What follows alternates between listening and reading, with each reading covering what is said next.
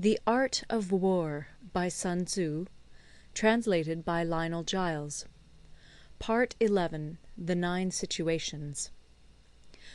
Sun Tzu said, "The art of war recognizes 9 varieties of ground. 1. Dispersive ground. 2. Facile ground. 3. Contentious ground. 4. Open ground. 5. Ground of intersecting highways. 6. Serious ground. 7. Difficult ground. 8. Hemmed-in ground. 9. Desperate ground." When a chieftain is fighting in his own territory, it is dispersive ground. When he has penetrated into hostile territory, but to no great distance, it is facile ground. Ground the possession of which imports great advantage to either side is contentious ground. Ground on which each side has liberty of movement is open ground. Ground which forms the key to 3 contiguous states, so that he who occupies it first has most of the empire at his command, is a ground of intersecting highways. When an army has penetrated into the heart of a hostile country, leaving a number of fortified cities in its rear, it is serious ground.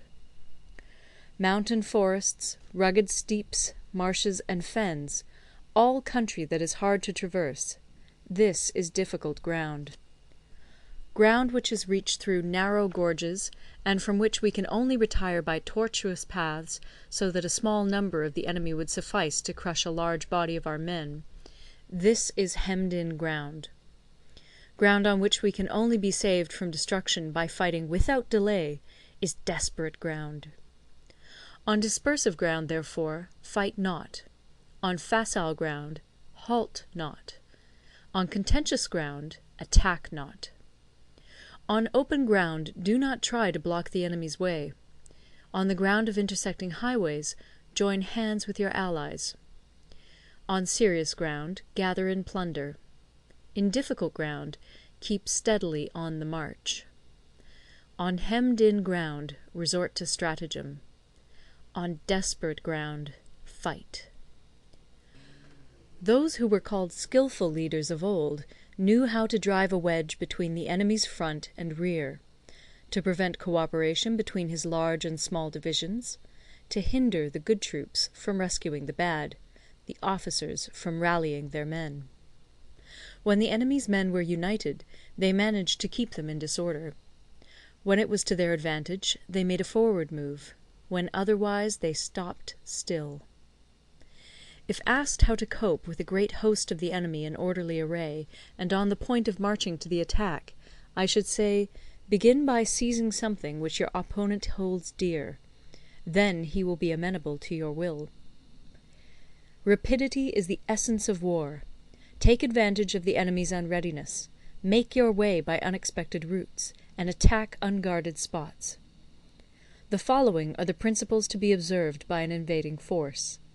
The further you penetrate into a country, the greater will be the solidarity of your troops, and thus the defenders will not prevail against you.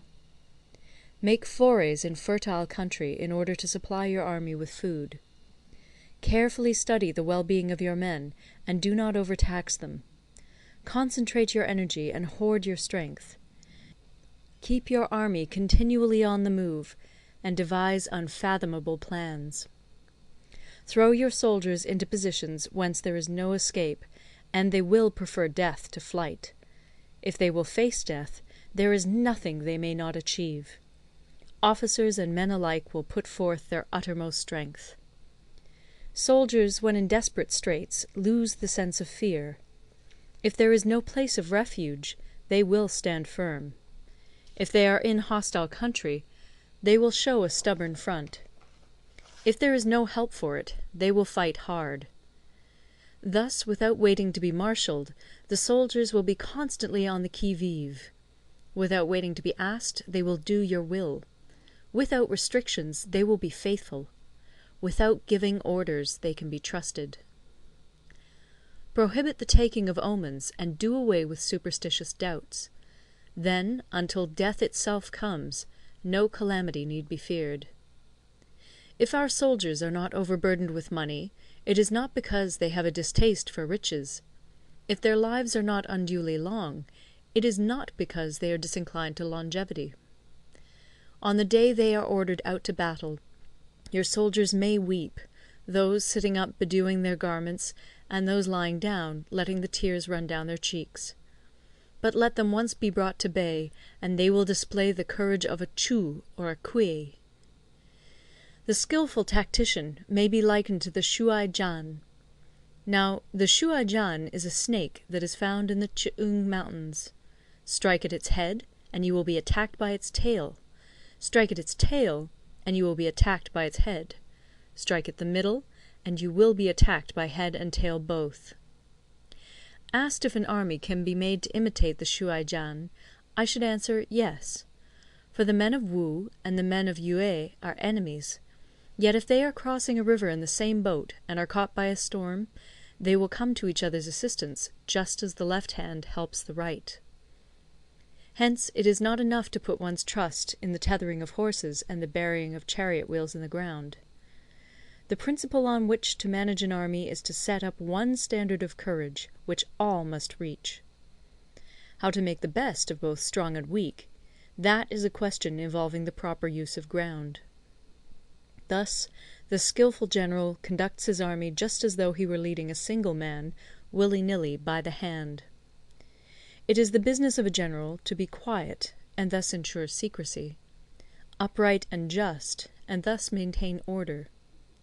He must be able to mystify his officers and men by false reports and appearances, and thus keep them in total ignorance.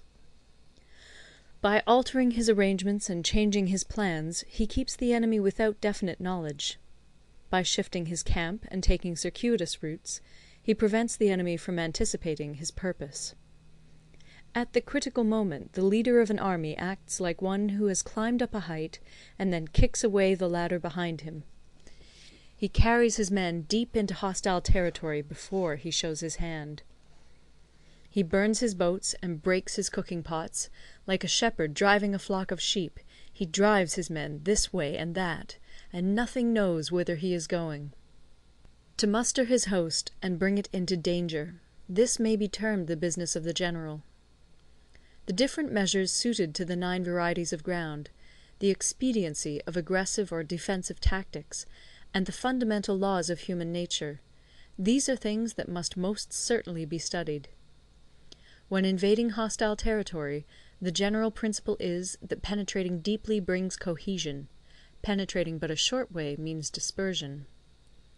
When you leave your own country behind and take your army across neighbourhood territory, you find yourself on critical ground. When there are means of communication on all 4 sides, the ground is one of intersecting highways. When you penetrate deeply into a country, it is serious ground. When you penetrate but a little way, it is facile ground. When you have the enemy's strongholds on your rear and narrow passes in front, it is hemmed-in ground. When there is no place of refuge at all, it is desperate ground. Therefore, on dispersive ground I would inspire my men with unity of purpose. On facile ground I would see that there is close connection between all parts of my army. On contentious ground I would hurry up my rear. On open ground I would keep a vigilant eye on my defences. On ground of intersecting highways I would consolidate my alliances. On serious ground I would try to ensure a continuous stream of supplies. On difficult ground I would keep pushing on along the road. On hemmed-in ground I would block any way of retreat. On desperate ground I would proclaim to my soldiers the hopelessness of saving their lives. For it is the soldier's disposition to offer an obstinate resistance when surrounded, to fight hard when he cannot help himself, and to obey promptly when he has fallen into danger. We cannot enter into alliance with neighbouring princes until we are acquainted with their designs. We are not fit to lead an army on the march unless we are familiar with the face of the country, its mountains and forests, its pitfalls and precipices, its marshes and swamps. We shall be unable to turn natural advantages to account unless we make use of local guides. To be ignored of any one of the following 4 or 5 principles does not befit a warlike prince. When a warlike prince attacks a powerful state, his generalship shows itself in preventing the concentration of the enemy's forces. He overawes his opponents, and their allies are prevented from joining against him. Hence he does not strive to ally himself with all and sundry, nor does he foster the power of other states. He carries out his own secret designs, keeping his antagonists in awe. Thus he is able to capture their cities and overthrow their kingdoms. Bestow rewards without regard to rule, issue orders without regard to previous arrangements, and you will be able to handle a whole army as though you had to do with but a single man. Confront your soldiers with the deed itself. Never let them know your design. When the outlook is bright, bring it before their eyes, but tell them nothing when the situation is gloomy. Place your army in deadly peril, and it will survive. Plunge it into desperate straits, and it will come off in safety. For it is precisely when a force has fallen into harm's way that it is capable of striking a blow for victory. Success in warfare is gained by carefully accommodating ourselves to the enemy's purpose.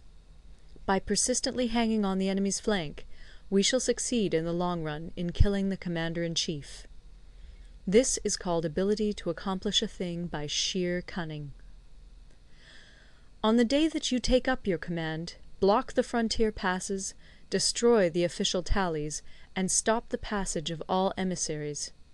Be stern in the council chamber, so that you may control the situation. If the enemy leaves the door open, you must rush in. Forestall your opponent by seizing what he holds dear, and subtly contrive to time his arrival on the ground.